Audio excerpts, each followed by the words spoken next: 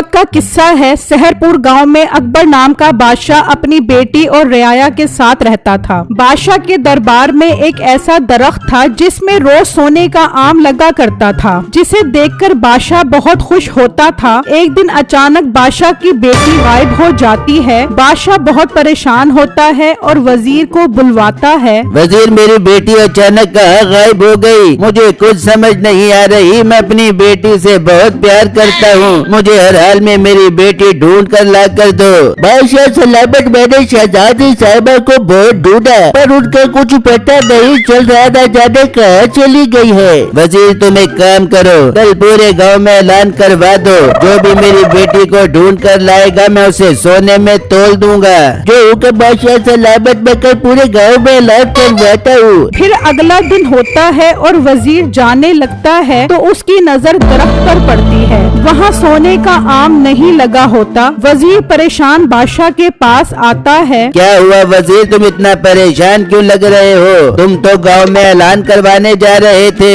बादशाह सलामत, में जाग ही रहा था पर गजब हो गया, दरख्त पर आज तो सोने का आम नहीं लगा। ये सुनकर बादशाह और भी ज्यादा परेशान हो जाता है। जबकि उसी गांव में मीठे नाम का लड़का अपनी बीवी नसीबो कैंची के साथ रहता था। अरे बेटे, बाजार जाओ, सब्जी लेकर कर आता कि मैं जल्दी से खाना बना के अपनी फ्रेंड बो के पास जाऊं। आज मुझे अपनी फ्रेंड बो से मिलने का बहुत दिल कर रहा है। बेगम, तू एक काम कर, अपनी फ्रेंडों को घर पर ही बुला ले, फिर सुकून से उनसे गपशप लगाई। नहीं बुला दूंगी, मैं अपने घर में नहीं बुला दूंगी। मुझे पता है तो इसलिए बोल रहा था कि तू बल्ला न मार सके बेबे।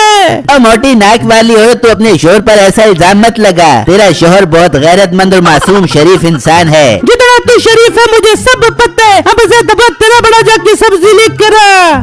अच्छा ठीक है, जाता हूँ। उसी गांव में बिट्टू नाम का लड़का अपनी बूढ़ी माँ के साथ रहता था। बिट्टू सब्जी की रेड़ी लगाता था। मीठा सब्जी लेने जा रहा होता है तो रास्ते में उसे एक जगह रश नजर आता है। ये यहाँ इतने लोग क्यों जमा हैं? जाकर देखता हूँ। मीठा वहाँ आ जाता है। सुनो गाँव वालों, सुनो, बादशाह सलामत की बेटी गुम हो गई है। बादशाह सलामत का हुक्म है, जो भी उनकी बेटी को ढूंढ कर लाएगा बादशाह सलामत उन्हें सोने में तोल देंगे। मीठा ये बात सुनकर बहुत खुश हो जाता है। मैं जल्दी से सब्जी लेकर घर जाता हूँ और अपनी बेगम को ये सारी बातें बताता हूँ। फिर मीठा सब्जी लेने बिट्टू की रेड़ी पर आता है। बिट्टू, जल्दी से 1 किलो प्याज और आधा किलो टमाटर दे दो। मीठे भाई, वो तो मैं दे देता हूँ, पर ये तो बताओ वहाँ पर इतना रश क्यों लगा हुआ था? बिट्टू, अकबर बादशाह की बेटी गुम हो गई है। बादशाह ने ऐलान करवाया है, जो भी उसे ढूंढ कर लाएगा बादशाह उसे सोने में तोल देगा। ये सुनकर बिट्टू सोच में पड़ जाता है। क्यों ना बादशाह सलामत की बेटी को मैं भी ढूंढूं। हमारे बादशाह सलामत अपनी बेटी के गम में बहुत परेशान होंगे। बिट्टू मीठे को सब्जी दे देता है और मीठा घर आता है और अपनी बीवी नसीबो को सारी बातें बताता है। मीठे, ये तो तूने बहुत बड़ी बात बताई है। चलो मीठे, बादशाह के दरबार में चलते हैं और उसे बोलते हैं कि हम ढूंढ कर लाएंगे तेरी बेटी को। हाँ बेगम, तू ठीक कह रही है। अगर हम बादशाह की बेटी ढूंढने में कामयाब हो गए तो बादशाह हमें सोने में तोल देगा और हम अमीरों कबीर बन जाएंगे। जबकि दूसरी तरफ बिट्टू भी अपने घर आ जाता है और अपनी माँ को सारी बातें बताता है। हाय मेरे अल्लाह, ये तो बादशाह सलामत के साथ बहुत बुरा हुआ। बेटा, तू बादशाह सलामत के पास जा और उनकी बेटी ढूंढने में उनकी मदद कर।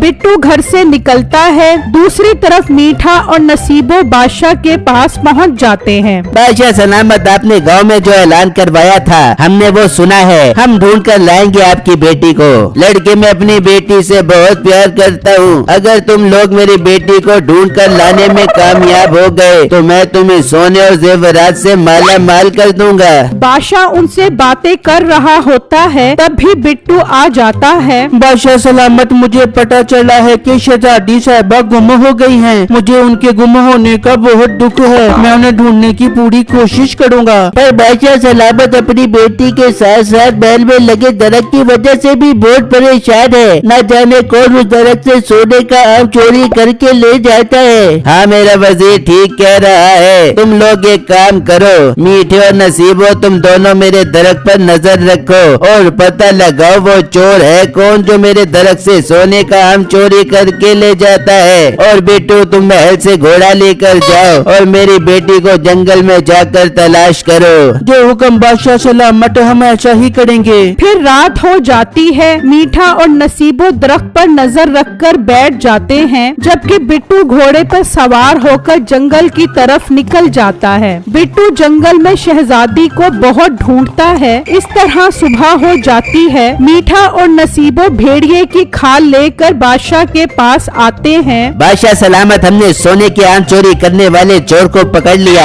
और उसका गोश्त कुत्तों को खिला दिया और उसकी खाल लेकर आपके पास हाजिर हो गए हैं। पर वो चोर कौन था? बादशाह सलामत, वो चोर भेड़िया था जिसे हमने अपनी जान पर खेल के मार दिया। ये सुनकर वजीर और बादशाह हैरान हो जाते हैं। बादशाह सलामत, मुझे तो लगता है ये झूठ बोल रहे हैं। भला भेड़िया भी दरख्त पर चढ़ सकता है? वो अभी बातें कर ही रहे होते हैं कि बिट्टू भी वहाँ आ जाता है। हाँ लड़के, मेरी बेटी का कुछ पता चला?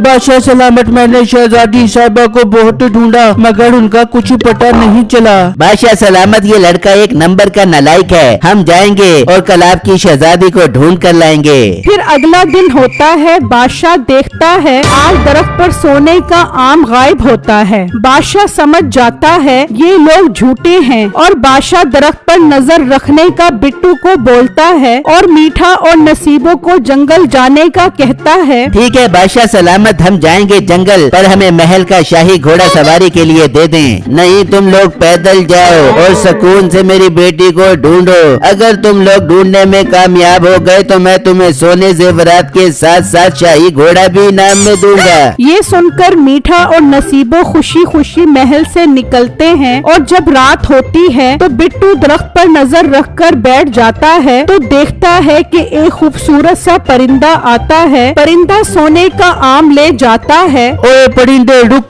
क्यों सोने का आम चोरी करके ले जा रहा है? पर उसका एक पंख टूटकर गिर जाता है। बिट्टू वो पंख उठाता है और बादशाह के पास आता है और बादशाह को सारी बातें बताता है। लड़के, इसका मतलब वो परिंदा चोर है। तुम एक काम करो, आज रात उस परिंदे को हर हाल में पकड़ो। फिर रात हो जाती है। बिट्टू परिंदे के इंतजार में बैठा होता है। परिंदा आता है और आम तोड़कर ले जा रहा होता है। बिट्टू घोड़े पर बैठकर उसके पीछे निकल जाता है और पीछा करते करते जंगल में आ जाता है। मीठा और नसीबों की नजर बिट्टू पर पड़ती है। वो भी बिट्टू के पीछे चल पड़ते हैं। जबकि परिंदा एक गुफा के अंदर चला जाता है। बिट्टू रुक जाता है और सोचने लगता है, मुझे अब इस गुफा में जाना होगा और चोर परिंदे को पकड़ के बादशाह सलामत के हवाले करना होगा। बिट्टू गुफा के अंदर आ जाता है तो देखता है वो परिंदा एक पिंजरे में बंद होता है। बिट्टू आगे बढ़ता है और जैसे ही पिंजरा उठाने लगता है तो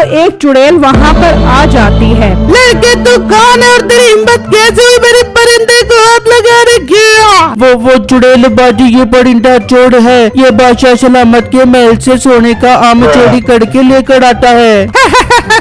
लड़की के परिंदा नहीं, बादशाह की बेटी है जिसे मैंने परिंदा बना कर रखा। चुड़ैल बाजी, कुछ तो रहम करें। बादशाह सलामत अपनी बेटी के गायब होने की वजह से बहुत परेशान है। खुदाड़ा उन पर तरस खाए। लड़के, मेरी एक ही प्यारी बकरी थी जिसे मैं बहुत प्यार करती थी। मुझे शक है उस बादशाह ने मेरी बकरी का शिकार करके मार दिया, इसलिए मैंने उससे बदला ले लिया और उसकी बेटी को परिंदा बना कर कैद कर लिया। पर चुड़ैल बाजी, हो सकता है बादशाह सलामत ने आपकी बकरी का शिकार ना किया हो सकता है वो अभी भी जिंदा हो। लड़के, अगर तुम्हें लगता है कि वो जिंदा है तो उसे मेरे पास ले आओ और बादशाह की बेटी को ले जाओ। मीठा और नसीबो छुपे ये सारी बातें सुन रहे होते हैं। बेगम, अगर हम इस चुड़ैल की बकरी ढूंढने में कामयाब हो गए तो शहजादी हमें मिल जाएगी। फिर हम शहजादी के बदले बादशाह से सोने और जेवरात लेकर अमीर हो जाएंगे। पर मीठे, हम वो बकरी कहाँ से ढूंढ के लाएंगे? हाँ बेगम, यही सोचकर तो मैं परेशान हूँ। अब तू ही अपने दिमाग का इस्तेमाल करके कोई अच्छा सा आइडिया निकाल। मीठे, क्यों ना हम कोई भी बकरी लेकर चुड़ैल बाजी को दे दे और बोले ये बकरी तेरी है। पर बेगम, चुड़ैल अपनी बकरी को पहचानती होगी। तो मीठे, हम बोल देंगे कि बकरी की ये हालत तेरी जुदाई की वजह से हो गई है। हाँ बेगम, तो ठीक बोल रही है। चल फिर चलते हैं और कोई बकरी लेकर आकर चुड़ैल को देकर उससे शहजादी ले जाते हैं। फिर मीठा और नसीबो बकरी ले लेने निकल पड़ते हैं, जबकि बिट्टू भी बकरी की तलाश में निकल पड़ता है। वो बकरी को ढूंढता ढूंढता एक तालाब पर पहुंच जाता है। मैं बहुत थक गया हूँ और प्यास भी बहुत लगी है। इस तालाब से पानी पी लेता हूँ, फिर बकरी को ढूंढना शुरू करूँगा। फिर बिट्टू तालाब का पानी पीता है। वो जादुई पानी होता है। हाय, मुझे इतनी नींद क्यों आने लग गई। मैं सो जाता हूँ, फिर उठकर बकरी की तलाश करूँगा। बिट्टू सो जाता है और ख्वाब में देखता है बकरी जंगल में एक कुएं के अंदर फंसी हुई है। बिट्टू की घबराकर आंख खुल जाती है और वो भागता भागता कुएं के पास पहुंचता है और देखकर हैरान रह जाता है बकरी कुएं में ही होती है। मेरे अल्लाह तेरा लाख लाख शुक्र है, चुड़ैलबाजी की बकरी मिल गई। अब मैं शहजादी साहबा को उससे आजाद करवा लूँगा। जबकि मीठा और नसीबो बकरी लेकर गुफा के अंदर आ जाते हैं। चुड़ैलबाजी किधर हो? सामने आओ, हम आपकी बकरी लेकर आ गए हैं। तो चुड़ैल भी वहाँ पर आ जाती है। चुड़ैलबाजी देखो देखो, हम आपकी बकरी ले आए। अपनी बकरी ले लो, शहजादी को मैं दे दबो।